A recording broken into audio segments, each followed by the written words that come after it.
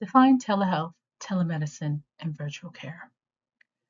Telehealth is a telecommunication system that links healthcare organizations and patients from diverse geographic locations that transmits text and images for medical consultation and treatment.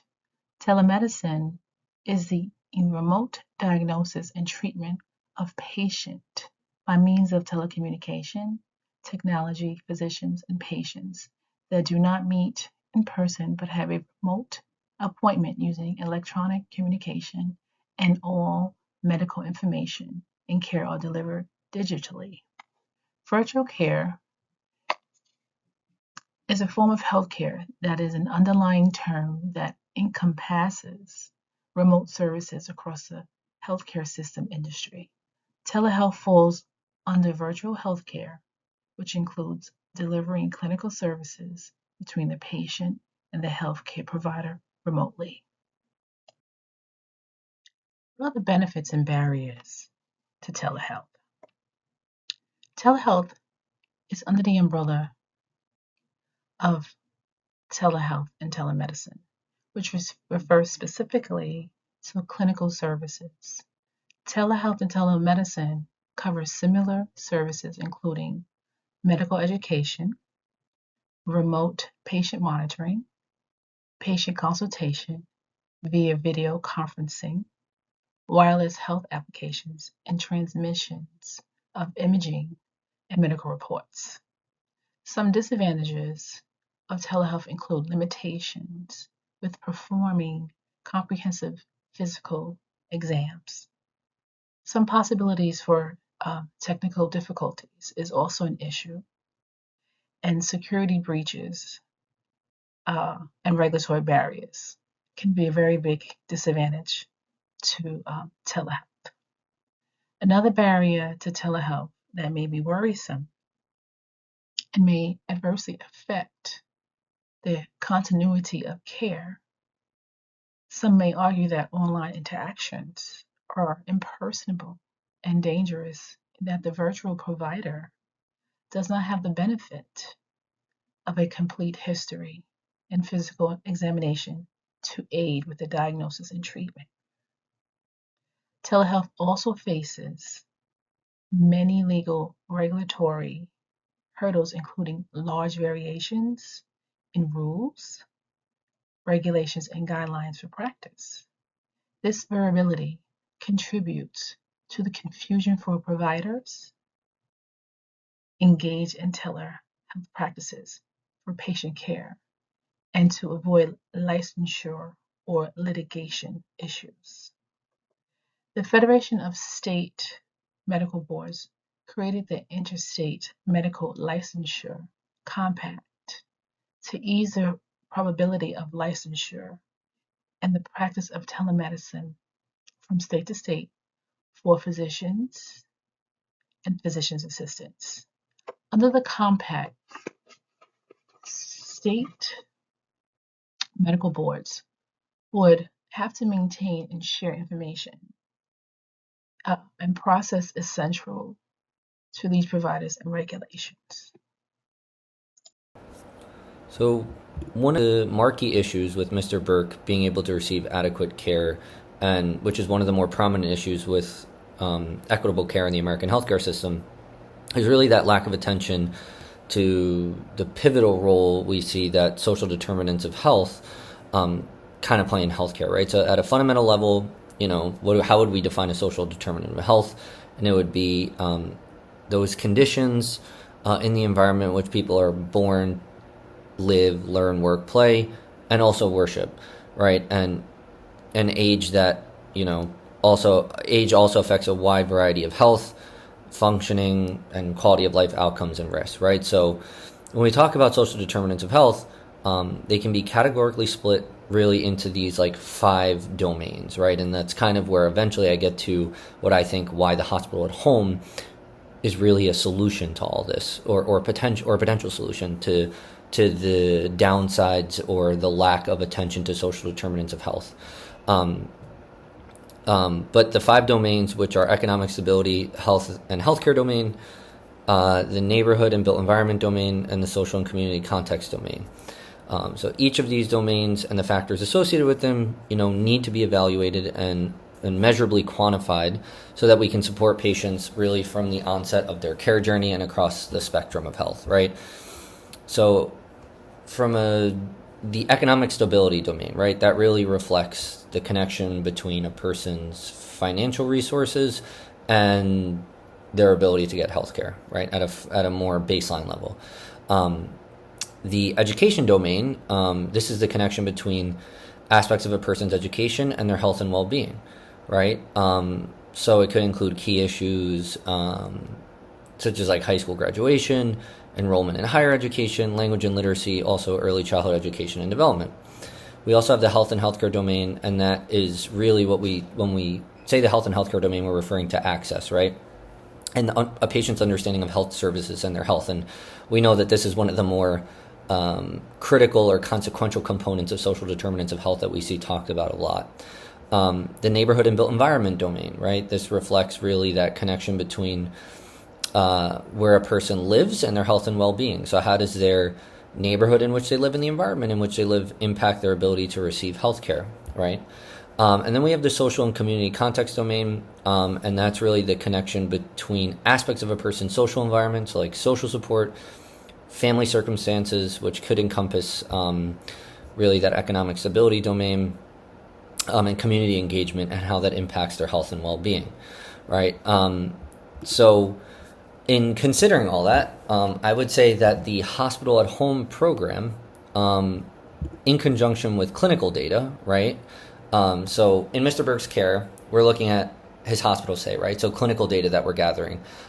So those are, as the slide shows, observational patient data and storage, transmission, communication of this information, and it is imperative to patient care, right? So we see stroke data or imaging results or consult notes, right, throughout their hospital stay, along with potentially medication history as being important clinical data that we're garnering, and then analyzing social determinants of health. And it's the interplay between the severity potentially of their clinical data and then how their social determinants of health are evaluated across the 5 domains, where we get what we call potentially as a solution the hospital at home. And the hospital at home would help to transition him from his acute care stay to his home.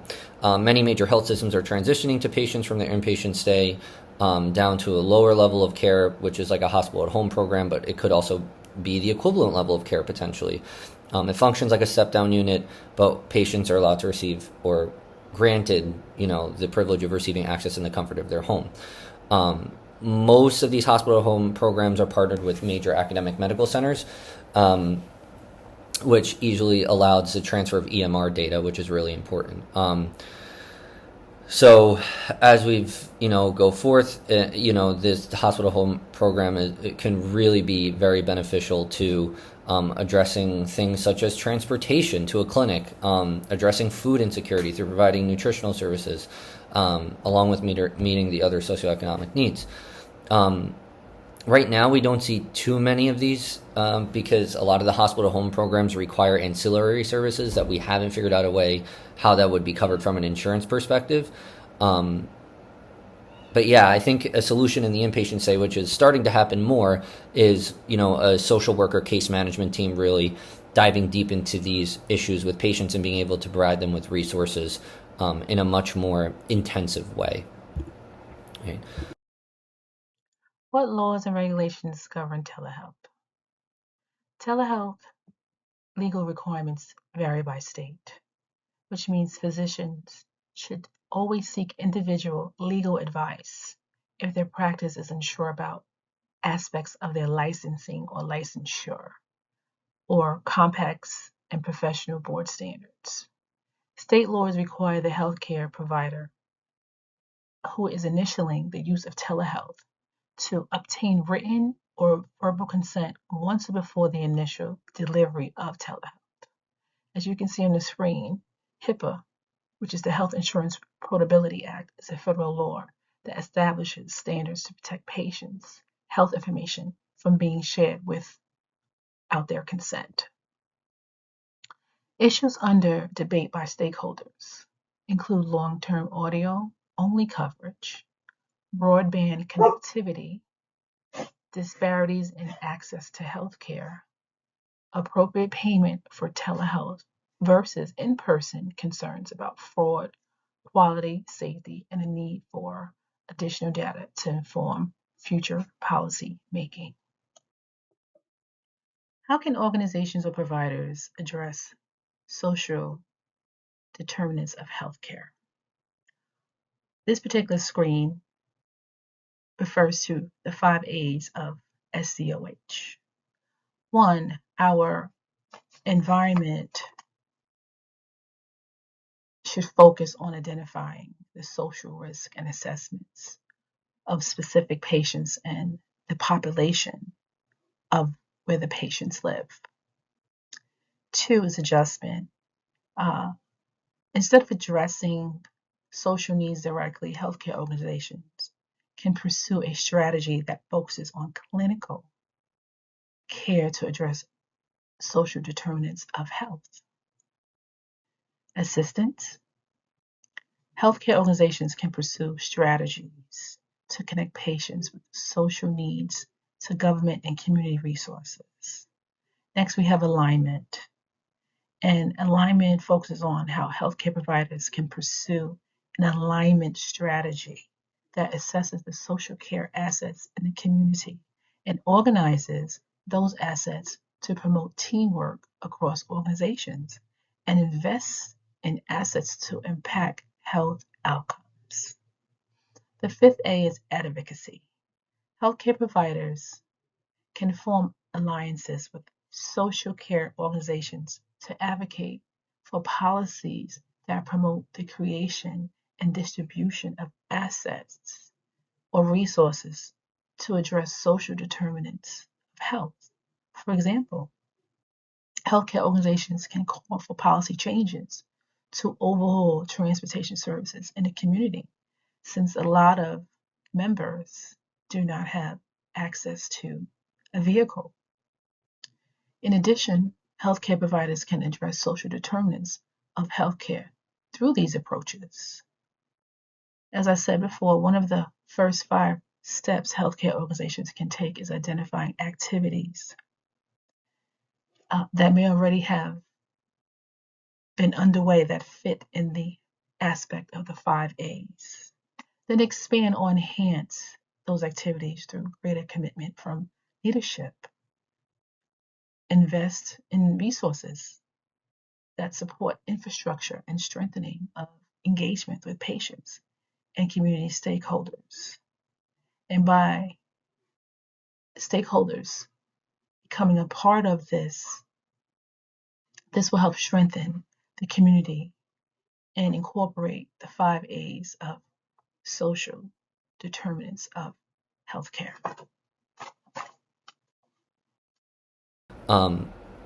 So this slide bringing social determinants of health really to the forefront can be encompassed by what has happened in Medicaid waivers for social determinants of health, right? So we've seen, based on the last slide, kind of how social determinants of health, or SDOHs for short, impact, or the pivotal role that they play in kind of a patient's care across the healthcare spectrum. So the Center for Medicare and Medicaid Services announced the implementation of flexibilities for states that are aimed at addressing these unmet social needs through managed care programs. And Medicaid waivers can be utilized through the addition of non-clinical services to a patient's care. So through Section 1115, it's also known as a demonstration waiver, it allows states to delegate Medicaid MCOs the option to offer or receive services that substitute for standard Medicaid benefits. We call those in lieu of services. And it's only allowed if the substitute service is medically appropriate and cost effective. What do we mean by this? So a state could authorize in-home prenatal visits for potentially a mother who is pregnant or an at-risk pregnancy as an alternative to traditional office visits for services that are provided by peer support, as an alternative to maybe like psychosocial rehabilitation services for patients who have like behavioral health needs, right? So these are like the different ways that ILOSs work, and it's built into the managed care rate. So value-added services are extra services that MCOs voluntarily provide outside of covered contract services, and they can't. So these value-added services, I think the benefit is that they're built into these, right? Are built into the managed care rate. So more than half of MCO states reported requiring the Medicaid care or managed care organizations to screen enrollees for social needs, for behavioral health needs, and provide referrals to social services while also partnering with community-based organizations. Fewer states reported requiring MCO community reinvestment, so directing plans to reinvest a portion of their revenue into the communities that they serve, compared to potentially other strategies, right? So we've seen like a reinvestment strategy that maybe hadn't worked as much. But states can also use incentive payments or quality withhold arrangements to really reward these plans for investments or improvements in social determinants of health. For example, states can provide these payments to plans that screen enrollees for social needs or make other strategic investments in addressing health-related social needs, or incentive payments to improve quality while also trying to lower costs. And it's through that Section 1115 demonstration waivers that states can also test approaches for addressing SDOHs, which I think is really important. And they can also request federal matching funds to test the services, and it promotes the Medicaid kind of program objective. And what this really leads to, which we're starting to see, especially I live in Massachusetts, Massachusetts General Hospital has something what we call integrated care models, right? Patient-centered medical homes and ACOs, which really do offer this patient-driven and emphasize a person-centered comprehensive care, which involves partnerships with community-based organizations and social services agencies. So we've seen really some of these emerging technologies, such as like genealogical databases, as well as mobile health apps and wearable devices, that kind of created this brand new risk for data privacy that's not covered really at all by HIPAA, right? So these digital health tools are not covered entities, therefore they don't have to protect the data that they collect under HIPAA, right? So any complaint regarding a breach of a consumer's health data is really rejected, and there's no controlling law currently, no law that currently controls how this is regarded or handled from a jurisprudence standpoint for this type of data. This type of infraction on somebody's like health data goes to the Federal Trade Commission. But I think the really sad part is that most people are never aware that their data is actually breached, right? To date, there hasn't been much done to secure the privacy and security of non-HIPAA devices. And so some of the solutions has been like anonymizing the data, where the features that can identify individuals are removed. But it's often not sufficient to protect the privacy of the user, because like a lot of the algorithms, at least from what I read, can cross-reference wearable generated data with other digital traces of users' behavior, can utilize that to predict personality traits, which and risk-taking behaviors, which can then be through like machine learning and AI be used to kind of extract who that patient is. And this is just not sufficient. So, in researching this topic, I found that some of the three most prevalent kind of security threat issues are physical interference and capacity, data in transit, and data storage. So physical interference is what we call like the human factor, and it's often recognized as the weakest link in security. Situational perception and risk awareness really play a leading role in the adoption and implementation of security mechanisms. And what do we see all the time? Like people are like, oh, I lost my Apple Watch or my smartphone. And that really is like one of the most, I guess, cataclysmic or catastrophic mistakes that you can make as it pertains to putting your data privacy at risk, especially with PHI. Really, while owners are responsible for protecting their own privacy on their device, what we've seen is that users really lack that technical knowledge to implement additional security measures on their smartphones and on their devices. Like generally, people don't know how to do that, and also a lot of these wearable devices don't have the storage capacity to implement, kind of the larger or more prominent security measures, which makes it very problematic.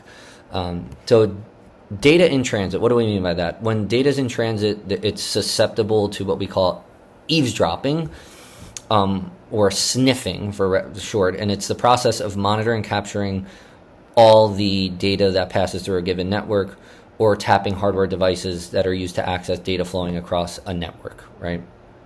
And, there's also message alteration of different kinds of like traffic analysis and stuff like that. So eavesdropping, again, is kind of like the unauthorized interception in real time, of course, of like private communication, and there are significant security threats to wearable systems. So what we've seen is that people and the kind of regulations that can help us, our wearables can try to protect their private health information under what we call the Stored Communications Act, or SCA for short. That prohibits the interception of the contents of the messages that are shared over digital platforms without a warrant. So the SCA doesn't limit the collection of records, which are pieces of data, or like that conveys like what we call metadata, or which identifies the author and recipient of a message. The current definition of records likely covers most of the information that companies collect from wearables, but the Federal Trade Commission has really broad authority to regulate like cybersecurity in the wearables market. What we're noticing is that like the current regulatory framework places kind of the burden of identifying these issues on a company's like data collection procedures. So it makes it a bit difficult. Lastly, we have data and storage. So a lot of users have no idea how their personal information is secured in a database by the company that owns their data. Most users just trust that their personal information is securely stored, and that the developers of a mobile app or wearable comply with privacy, security, and regulations. But this is also really convoluted, and the issue is compounded by the fact that a lot of these devices are manufactured and sold in different countries, which may have different privacy legislation when they're like coming overseas. So one of the things we can do is like privacy accreditation programs is great, where mobile applications are kind of subject to this formal assessment or review, and that's a recent development that remains really untested in the context of privacy and cybersecurity of wearable devices, but can have a major impact. So honestly, what we can do is hope that these mobile application regulators will intervene to safeguard patients' data in their best interests. Another kind of stopgap measure is preventative security measures, or what we call like hard trust mechanisms that are put in place from a technical point of view, which is like authenticity controls, or maybe encryption, and algorithms of different kinds of audits, but those are like really static and not as dynamic. And then you have soft trust, which relies on human emotion, their perceptions and past experiences, and when you combine the two, you can kind of look at different aspects of how we can protect data and storage. So what are the challenges with healthcare reimbursement? Healthcare reimbursement presents several significant challenges that impact the financial stability of providers and their ability to deliver quality healthcare. You have the complexity of billing processes with its intricate codes and regulations that often lead to errors and delays, while extended waiting periods for insurance reimbursements strain cash flow. There's a variance in reimbursement rates between insurers add to financial uncertainty, and the stringent prior authorization requirements can delay patient care. Additionally, there's the underpayment of services, especially those in underserved areas, which exacerbate the financial pressures.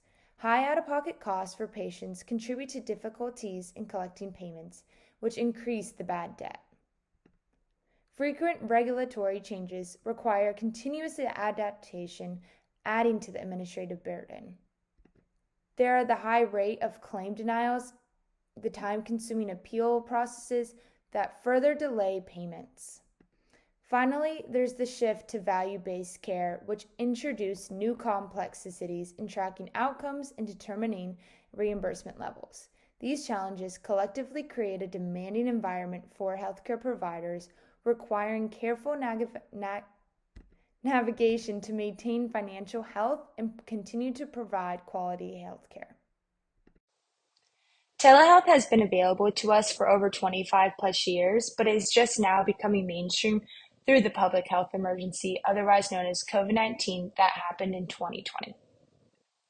Prior to the public health emergency, with reimbursement, there was limited coverage payers, meaning before the PHE, many insured companies, including Medicare and Medicaid, had restricted policies on telehealth reimbursement. The coverage was often limited to specific services, conditions, or patient locations. In addition to their location, state by states also had different variabilities in creating a fragmented landscape where telehealth adoption depended on your region that you were located in. There was lower reimbursement rates. Telehealth services were often reimbursed at lower rates than those in-person visits, which often discouraged providers to host those telehealth visits. There was also procedure codes. The lack of these standardized codes created it difficult and added more barriers for providers to use telehealth as an option. There was also complex administrative process, meaning the providers faced complex billing processes for these telehealth services. It included, the different codes and requirements compared to an in-person visit, which often increased administrative burdens and potential for claim denials. Telehealth services often also required a pre-authorization from insurers, which would add another layer of complexity and delays. Researchers found how the PHE accelerated the adoption of telehealth by reducing regulatory hurdles and ensuring reimbursement parity within in-person visits. The impact of PHE on reimbursement created policy changes and expanded coverage. During the PHE, temporary policy changes significantly expanded telehealth coverage. Medicare, for instance, broadened its coverage to include a wider range of services and relaxed geographic restrictions. Private insurers also followed that suit, expanding their telehealth coverage and simplifying the reimbursement process to accommodate the surge of telehealth demand. Equal reimbursement meant many payers, including Medicare, implemented policies to reimburse telehealth visits at the same rate as in-person visits, making it more financially available for patients and providers who were not able to get into an in-person visit. This parity in reimbursement rates also included several states enacted mandates requiring private insurance to reimburse telehealth services at parity with in-person services. There was also a reduction of administrative barriers. The PHE led to the simplification of billing processes for telehealth with more streamlined codes and reduced those pre-authorization requirements that I touched on earlier. The list of providers eligible to offer and being reimbursed for telehealth service also expanded. It went out of those non-physical providers such as the physical therapists and the occupational therapists. It also increased patient adoption. The necessity of social distancing during that time was high, which drove patients to adopt the telehealth, demonstrating how convenient and effective it was, which reinforced the need for adequate reimbursement. So what are technology that CMS and other payers can use to address fraud and abuse? Well, number one, there's predictive analytics and machine learning. These technologies can analyze vast amounts of data to identify patterns and anomalies that may indicate fraudulent activity. Machine learning models can be trained to detect unusual billing patterns, excessive claims, or deviations from standard practices, allowing for a proactive identification of potential fraud. Then you have data mining and big data analytics. By aggregating and analyzing large data sets from various sources, payers can uncover hidden relationships and trends that may signal fraud or abuse. Data mining techniques can help identify outliers and cross-reference claims data with patient records to detect inconsistency. Then there's artificial intelligence, otherwise known as AI. AI can automate the detection of fraud by continuously learning from new data and refining its models. AI-driven systems can monitor claims in real time, flagging the suspicion activities for further investigation. Or there's blockchain technology. Blockchain can provide a secure and transparent ledger for healthcare transactions, reducing the risk of fraud by ensuring data integrity. By creating an immutable record of claims and payments, blockchain can prevent tampering and unauthorized changes to healthcare record. Lastly, there's natural language processing, otherwise known as NLP. NLP can be used to analyze unstructured data, such as those clinical notes and physician documentation, to detect discrepancies between recorded care and billed services. This can help identify cases of uncoding or billing for services not rendered.